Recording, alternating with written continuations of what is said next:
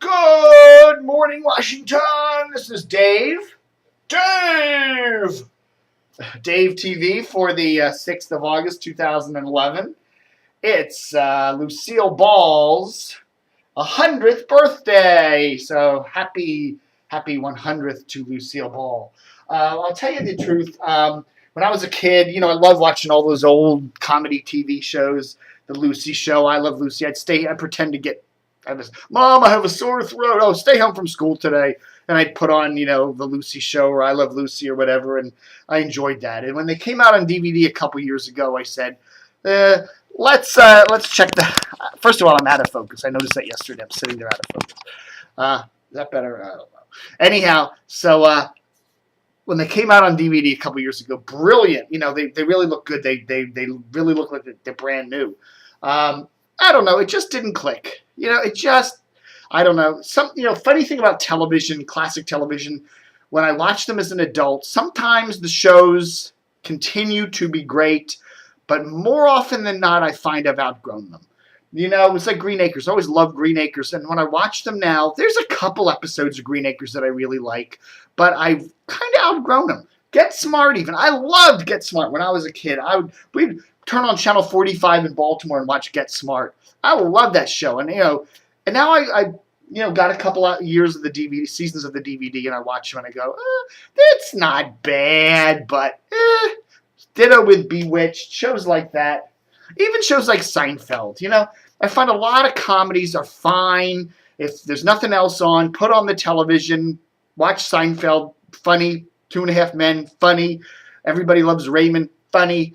But when you buy them and watch them on DVD, it just, I don't know. It doesn't have that really great level. I don't know. So whatever. But as far as Lucy is concerned, to be honest with you, as an adult, I much more admire her movie stuff. And one of my favorite movies of all time is The Long, Long Trailer, which she did with Desi in brilliant Technicolor, or whatever color it was. Wonderful music, very funny. It's kind of like I Love Lucy on steroids. Takes it up a notch. I love this movie. It's just wonderful. And Lucy and Desi are magnificent in it. So, if for some reason you've been in a cave your whole life and have never seen I Love Lucy and don't care to go back and watch her, stomping the grapes or whatever, check this one out on Netflix or whatever. Or you can buy it at the store. It's really a wonderful movie.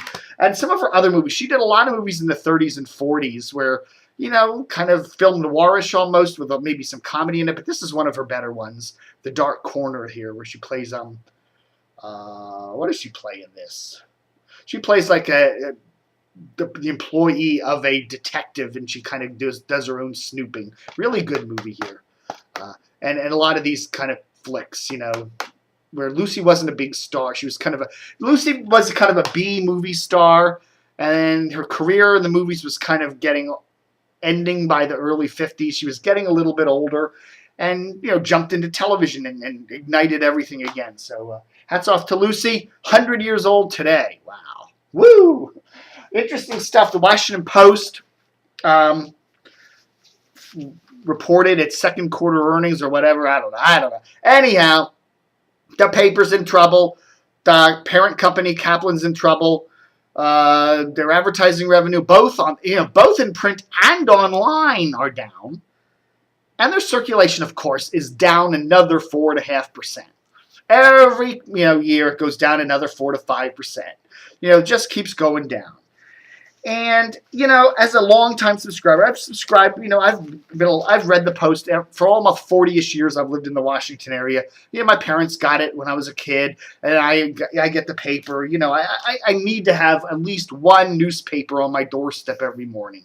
I like to make my tea and have my breakfast sandwich, and I like to physically look at a paper sitting there on the table. It's not the same thing going on the web and looking at the Post website. I like to have the print paper in my little grubby hands.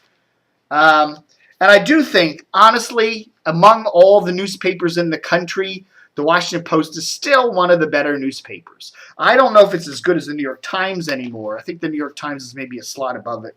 But I think that, when you look at papers all over the country, even in other big cities, including Baltimore, the Washington Post is still hands down one of the best. But the paper has really suffered in the last couple years. They've let a lot of their really good writers go, like Howard Kurtz. A lot of their writers now are kind of the B side, the second stringers. They're not as good. The paper, physically, it's thin. There's not a lot of ads in it. They run a lot of big pictures like today's style section, which tells you we don't have any copy to fill the space. They don't spend a lot of time looking at their articles and saying, now, what is going to interest our readers? They just kind of plop stuff in here. A lot of their stuff doesn't really have all that much local content anymore. Lisa DeMarais barely touches on any local issues in her TV column, and she hasn't for years.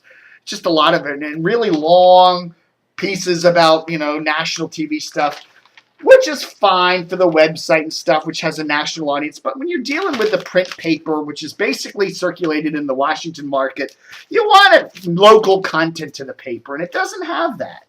They get rid of Rob Pecoraro, who wrote about local tech issues. They got rid of Howard Kurtz. The paper is sad. It's thin.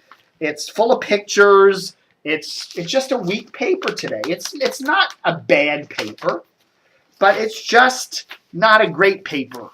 It's misguided. They got to realize the people who go to the website aren't paying for anything. They're getting it for free. We folks who get this thing delivered to our front doorstep every day, we're paying. We're forking over money. We don't want to just be thought of as second-class customers. And I think that's the way the Post management thinks of the print people. The print has almost become a second kind of, I guess we have to do that kind of thing. The TV listings are often wrong. They frequently put in the wrong lottery numbers. Sometimes they run the wrong weather page. Stuff like that. And those aren't necessarily huge errors as such, but it just shows you that there's a kind of we just don't care anymore about the print edition. And I think and as long as that's going on, you're going to see that 4 to 5% number of subscribers fleeing. With the recession hitting, people are going to be cutting back their budgets. And one of the first things they're going to be cutting back is, do we really need to spend that $20 a month for the Post? Or do we really need to be blowing $80 a month on Comcast? 150 channels and I watch 3. Come on. So anyhow, I don't know. I don't know what advice to give the Washington Post. I mean, Tina Weymouth or Catherine Weymouth or whatever the hell her name is. I always get her in the Talking Heads chick mixed up. The publisher over there who inherited all of her knowledge from her great aunt or whatever of the newspaper biz. She's being paid millions of bucks. She ought to know what to do. I don't know.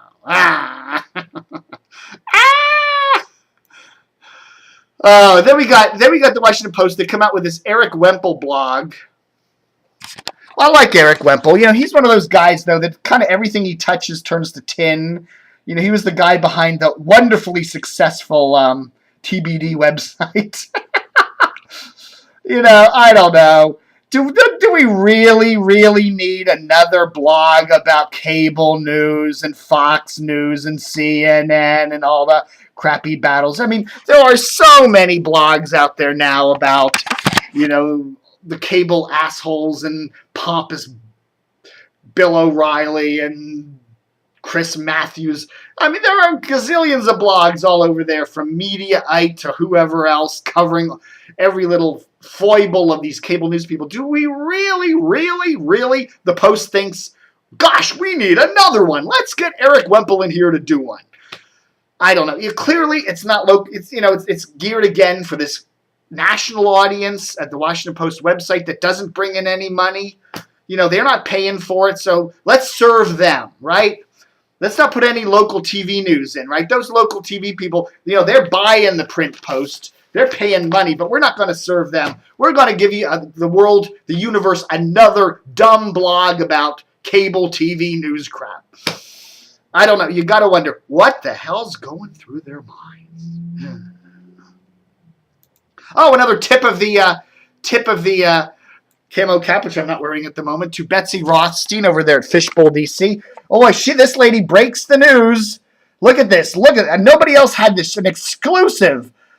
Some ex-reporter for the Daily Caller is going on vacation to Japan. Nobody else had that. Look at this. Do they realize over there at Fishbowl that their graphics look like crap on Microsoft Internet Explorer? This happens all the time. I mean, do they pay attention to anything? Oh, look at this. A penguin in the Politico's lobby. Yes, they had a penguin on News Channel 8's highly rated Let's Talk Live show. Yeah, hats off to Betsy. She got some brilliant scoops yesterday. Wow. Man. You know, she does an interview there with Discovery and TLC Group President Eileen O'Neill.